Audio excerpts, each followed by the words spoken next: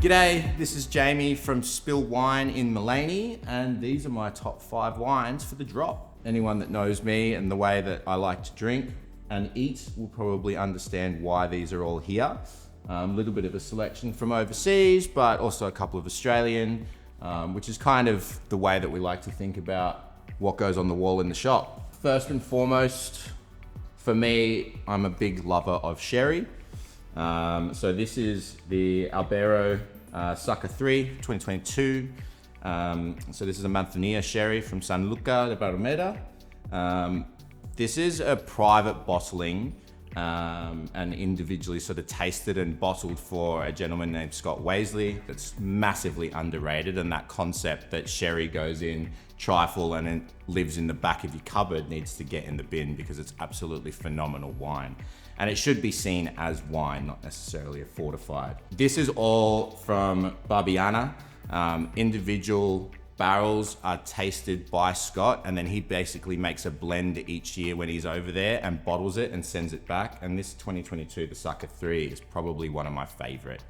It is full of all the things that you love about Manzanilla, but it has this intense length and character that really draws the palate out, and it makes you just want to grab another glass or take a bite of food. And I think that food is where sherry really lives in a perfect place. For me, Manzanilla sherry will beat champagne against oysters all day of the week.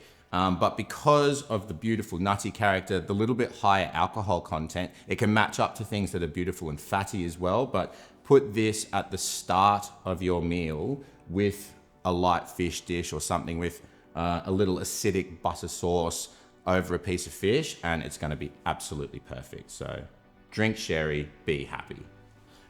Next wine that I absolutely love, I'm a massive Riesling fan. I think Riesling and food is absolutely perfect. And in general, when I'm picking wine, I'm always thinking about what I'm gonna be eating.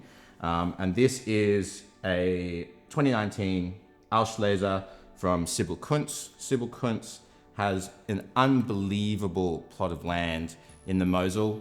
So unbelievable that 2,000 years ago, the Romans actually marked it as this is where we're going to grow our wine. These vines aren't quite that old, but they're pretty bloody old. So these were planted over 100 years ago.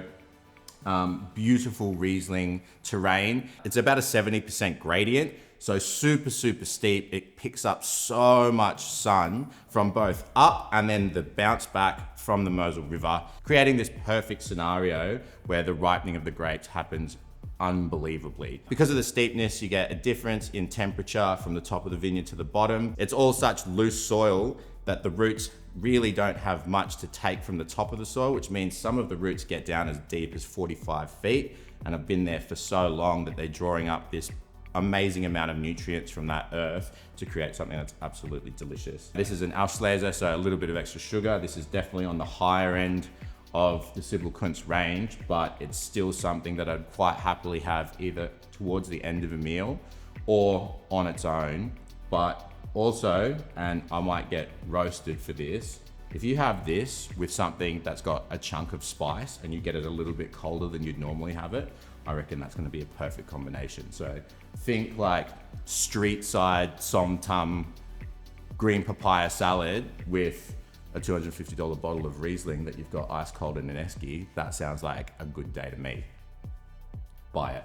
We're going to Australia now, and we're going to Savater. So couldn't be talking about my favorite wines up here without talking about some Chardonnay. And I absolutely love Beechworth as a region, but I think Savater does it fantastically. Big Keppel Smith is one of the larrikins of the industry as far as I'm concerned. He's always up for a good time.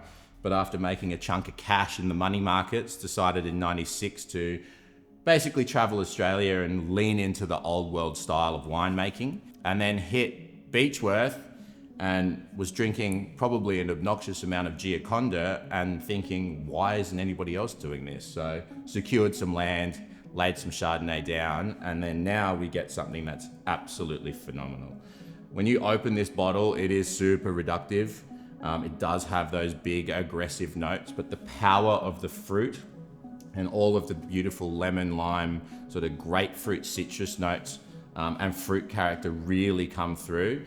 I will say when you do open it, have another bottle to drink before you drink this, because it does need time. But if you are patient and you wait it out, you're going to have something that's really special. This is consistently rated very highly, and for some reason isn't a name that is necessarily on everybody's lips unless you're a massive wine nerd, but that's what we are. So grab some Saboteur. This is the big boy Shardy.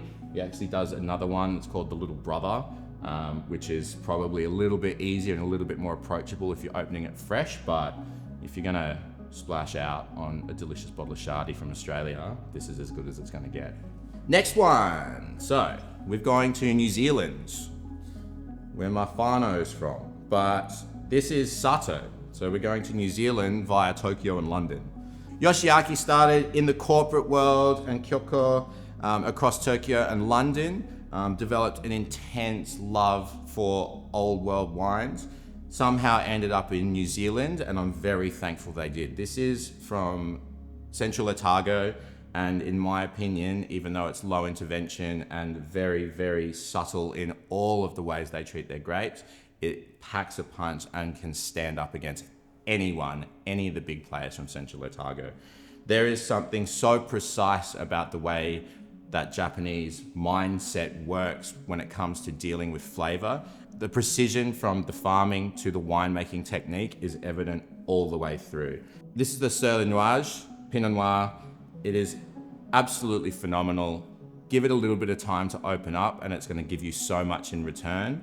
But even fresh out of the bottle, it's still beautiful. It's big and rich and has all of those lovely cherry notes and red fruit notes that you want out of Central Otago Pinot, but it has this wonderful tarriness that just sits, and such fine tannins that given half an hour, even in the glass, you don't need to decant this properly, but just give it a bit of time and it starts to settle and open up, and it gives you so much length and character that just sits there for days for something that doesn't drink super heavy. I think that Sato should be absolutely on your list for wines to buy, and for all of those people that think minimal intervention, don't touch it, wild ferment kind of winemaking isn't for them, I challenge you to drink this and not think it's absolutely delicious. Get Sato. Well, next wine that we're talking about is a little Victorian Cabernet number. This is Josh Cooper, synonymous with Victorian winemaking. He's being picked consistently across many publications as being the next up and coming winemaker, Young Winemaker of the Year last year. He is the son of Alan and Nellie Cooper, who are famous for Cobor Ridge, another massive name in amazing winemaking in Victoria. But this is his little project that all started out of one barrel a little while ago. Started with a whole lot of negociant fruit, which this is, but he is actually planting his own Pinot and Shardy, which I'm very, very much looking forward to in the coming years.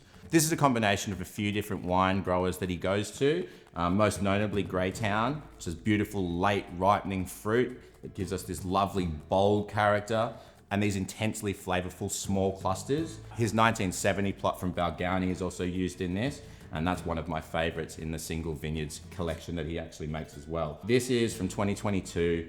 This absolutely could be cellared, but if you're gonna drink it now, leave it out for 45 minutes, an hour, let it breathe. I would open this and then cook your steak and have a good time while you do it. And by the time it comes to eating it, it's gonna be absolutely perfect. But it's all big black fruit. It's got this wonderful celebration of, I think, Australian landscape.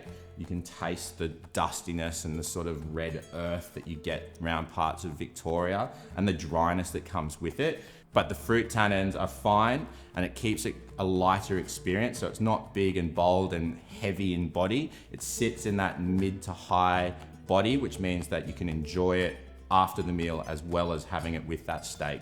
Anything with fat is gonna work with this because of that tannin structure, and those deep dark fruit notes are gonna make whatever you're eating absolutely sing. So this is definitely one to get. If you've got patience, put it down in a proper cellar, come back to it in 20 or so years. But if you wanna drink it now, which I probably will be, I'd crack into this now.